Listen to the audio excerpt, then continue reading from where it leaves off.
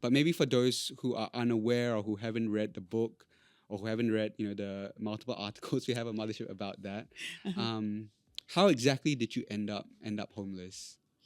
How exactly did I end up homeless?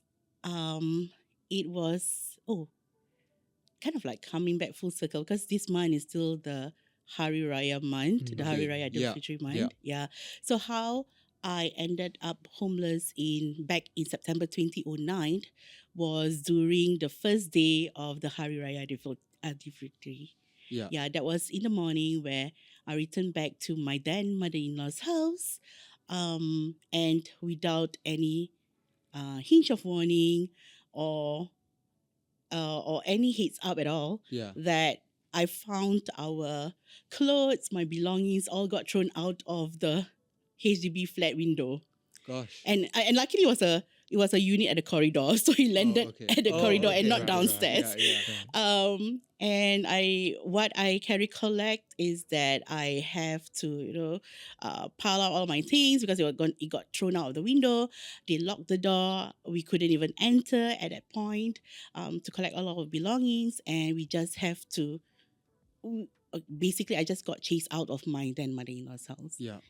And then you, if I recall the story correctly, you took a cab to Sembawang Beach, right? That's right. And then set up a tent there. There's quite a few things that I find like quite, I don't know what the word would be, like crazy about the story. First, that it happened during Hari Raya, right? Which is nuts.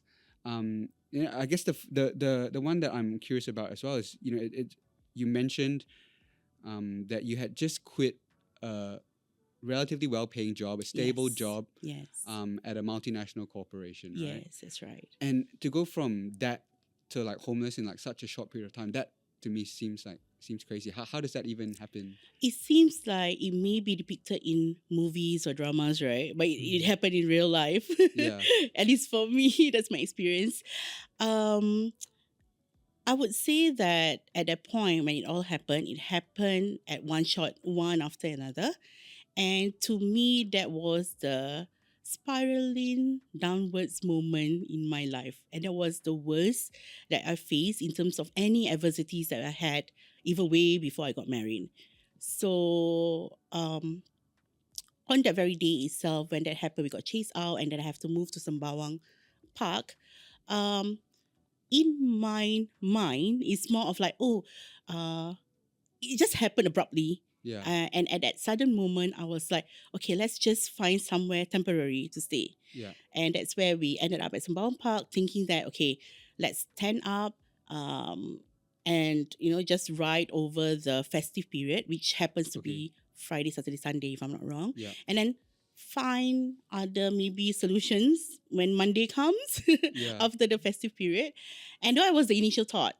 So it's more of like, okay, let's try to make sense of what happened first, and calm ourselves down before we try to think about, what are the solutions that we can have after. So still in the solution mode at the point of time when that happened, still trying to find the positive out of whatever is happening at that moment. And in hindsight, right, after reflecting back on that, and as you are asking me that question, I can say that there wasn't an ounce in me that thought that that was my worst. Or that, your worth. Yeah, my worst.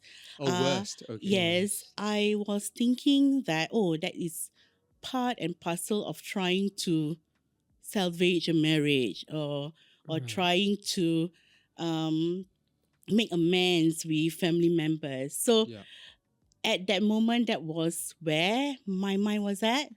So I take it on as part of the challenge of trying to make amends with family members. Yeah. Would you say like it didn't hit you at that moment? Like how serious or kind of... it didn't hit me at that moment. I wouldn't say that I was delulu at that point. No, I wasn't. I wasn't in the bubble that, let's look at the positive side. No, I wasn't. However, it didn't occur to me that was that hard. Right. Or it is the beginning of a series of, some may call it a series of unfortunate events. Yeah. I mean, and then at what point did it hit you that like, okay, I'm in quite a quite a drastic Yeah, well, situation. because you didn't think you were going to be there for that long, right? You thought it's just a weekend. Yeah. So at what point were you like, oh shit, like, I don't know, I guess this is, I'm going to be staying in a tent. That's a very good question. Yeah. I hadn't got a chance to be asked to someone ask me that before. Yeah. I think when it hit me that this is gonna be the long haul for me was when we got tip from the park cleaners that the NEA officers are coming to inspect the tent owners and their Okay. licenses to pitch a tent there in the park. Yeah. That was when it hit me that, oh my goodness, back then the licenses that we have to get from, I think what's that system called? There's the machine that we have to register to get a license to pitch a tent at the park. The period for the validity of the license was only 7 days. Okay. So after 7 days, you need to use another person's particulars to register again. Oh, okay. And going through that pattern or that cycle, that was when it dawned upon me that I'm in this for the long haul. Yeah. And when it comes to the point of time, I think after a month or a month and a half after staying at that park, trying to find help but didn't receive any, and back to when I got the tip from the park cleaners about the NEA officers coming to check on our licenses. Yeah. That was when when I was there, a month and a half already has gone by. I got to know the other park stayers, the other families who are staying there as well. So we got to get to know each other, make friends. So we kind of like develop our own kampong over there, like our own community. And upon receiving the tip from the park cleaners, that was where we get together to have like a town hall. Right. If you can call it that way. Right. Back then, and discuss where to next, because we need to evade from the authorities in order not to be chased out of the park. The only place that we can kind of like find solace or put up or, find a roof over our head, whatever that means at that point. So yeah, that was when you guys moved between Sembawang and West Coast. That's right. In the dead middle of the night. Yeah. Yeah. I'm kind of curious. You met other people as well who had kind of pitched their tents there. Were they in similar situations as well? They'd been kicked out of homes and. It varies. So I think the background or the backstory of how they got themselves there at the park differs from one family to another, from one couple to another, from one individual to another. So there's different demographics of park stayers over there. Right. Yeah. And none of them, surprisingly, could resonate themselves as being homeless. Okay. To them, this is just temporary Right. until they sort things out for themselves. Yeah. Yeah. Okay. But if I can share the kind of families that I get to meet over there, one family of 6 or 8, if I can recall it correctly, and I covered this in the book as well, that they landed at the park because they couldn't finance their house back then. I think one of the HDB flat unit. Okay. And then they got chased out. And this is also due to dwindling financial issues that they have as well. And this is also due to the cost that one of their family members have to had a surgery for some illness and has a bag that is attached to him. Okay. Post-surgery. Gosh. Yes. And he was there in the park with the yes, bag? with the bag. Wow. Yes, Okay. attached to his body. Yeah. I mean, speaking of medical issues, the other thing that I find crazy about this whole thing is that you were pregnant at the time. That is nuts. That must have been so stressful. And when I reached the park, I wasn't showing at that point because I was, I think, 3 or 4 months pregnant back then. So it's still in the early trimester of the pregnancy.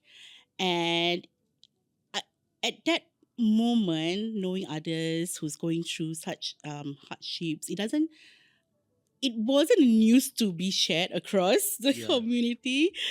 Yeah. And I didn't dare to share with any one of them, though I get to know them during the course of a few months staying at the park, right? Yeah. In sharing about my pregnancy, or even sharing with them the news that I was pregnant, Yeah. because I didn't want any special treatment in a Okay. way to be looked upon as, oh no, you don't do that, think about your babies, something like that, and don't carry heavy stuff, that kind of treatment. Yeah. And I just wanted to be treated equally so that I can lend my weight, put in my contributions to all the efforts that we made as a community over there to survive at that moment. Yeah. So, for example, right, the efforts or the contribution that we do are such like, we go into the forest, we go and salvage. No, not salvage. It's either we go to the food centers to salvage the vegetables that was thrown out by the okay. shopkeepers. Those unsellable vegetables yeah. where they are Like overripe, blemished or or something like that, blemish, yeah. those kinds. Or we go into the forest and kind of like dig up some sweet potato or some greenery. So Okay. during that point, I think I got to learn about, what is this plant called? Is this plant edible or not? Is this plant poisonous or not? It's Yeah, like yeah. I learned all of that when I was homeless back then. So Yeah. what is it actually like to be homeless in Singapore? I mean, you never, like even you, I remember you in your book or in one of the articles you mentioned that like you didn't realize that there were homeless people in Singapore before that, right? So what Yes. is the day to day? Like, what do you just sit on the beach the whole day, or are you Just out? lounging, is it? Yeah. Like honestly, I hope we could have done that back then, or treat it like a vacation in some form of way. Day to day as a homeless individual in Singapore, I think apart from evading authorities, okay, so that we don't get chased out of the park, is that we have to wake up early in the morning, like super early, like 4 plus a.m., so that we can shower okay, before the Right. public come to use the park. okay, Because when you're thinking about Sembawang Park, West Coast Park, they are pretty close to residences. And people who live there normally come to the park to exercise in the morning, okay, to have their jog, to have their recreational activities. And for us who were homeless back then and are kind of like finding some shelter at the park, tend to try to fit in with the park goers or the park users as much as possible. So we woke up at 4 a.m. to shower, and of course it's cold shower. We don't have warm or water heater at the park, yeah, public toilets there, right? And we try to wash our clothes that we use in the toilet as well. So it's either in the sink or at the foot wash area okay. before there is any public eye around us. So there wouldn't be any questioning, right? Oh, why are you washing your Okay, clothes? okay, Things like yeah, that. Yeah. So that we try to do before dawn sets in. When the sun is up, that is where we can see more people coming into the park. So we will like rest at some of the at any one of the shelters at the park, and then have conversation with one another. That was when we get into conversations of sharing resources, getting updates on what have you done to find help for yourself with the other families, sharing stories between each other, like what to look for, what to share, what to ask for, what kind of help can we get, like those kind of things. Yeah. And then in the later part of the morning, that was when we go foraging, like I mentioned, right? We dig out, Yes. Okay. we go to the forest, they got some food stuff for us to prepare. So mainly, we usually have one meal a day. Yeah. When we were there, homeless, and when I say one meal a day, would be like a proper meal with rice and a dish, perhaps, Okay. right? Rice with one dish. Or if we manage to forage some vegetables, that is where there is two dishes in a way for that meal. For And that you guys one. would you pool your resources together to go and buy like this rice? Oh and- yes. So when it is like end of the month, the other families will like pool together some of the extra pocket money that they have after Okay. settling what they need to Yeah. kind of like buy some ingredients like oil, rice, some ingredients to cook. We can't of course buy frozen food or things Yeah. like that to stock, right? So we will resort to buying canned food like sardines, stuff like that, to kind of like prolong or preserve whatever that we can preserve, whatever food that we can keep for a longer time when perhaps foraging is not a option for us, or perhaps when we do not have food to cook or to even eat on that day. Yeah. So that's one. Where was I? So in the mid morning foraging, right? And Yeah. then in the afternoon preparing the ingredients. So some of us, that particular afternoon slot, post lunch, was when we will usually go to organizations like the Family Service Center, Okay. Yeah. Yeah. now known as the social service agencies, to find help. Before returning, because that will take the day, right? So Yeah. before returning, before I think 7 p.m. So that will be time for us to cook dinner, for me at least, to cook dinner for the whole community and set in for the night. So Okay. that's how our day-to-day life for weekdays. For weekends, it's usually the same, but more of blending in with the park goers. Okay. So we tend to not cook over the weekend because it will attract, like people will be thinking, why are these people cooking? And Yeah. we store all the cooking utensils and the oils and the rice in a kind of like a styrofoam box, Yes. so it Okay. doesn't look as if we have a makeshift kitchen over there. Yeah. Still look very well packed. So you And kind of got to pack up the. yes, every time we use it, Yeah. we got to pack it up every single day. Yeah. And over the weekend, we tend to depend on leftover foods from the users who barbecue over Okay. there. Right. Yeah, right. so some of them are pretty nice. They will approach like some people around, or perhaps Oh, that okay. these people has been around for some time, and ask if they would like some food from their barbecue, Yeah. because they have too okay, much. They okay. barbecue too much, according to them, that they can't finish, and we are welcome to take some for ourselves. Yeah. Wow. Yeah. Okay. That's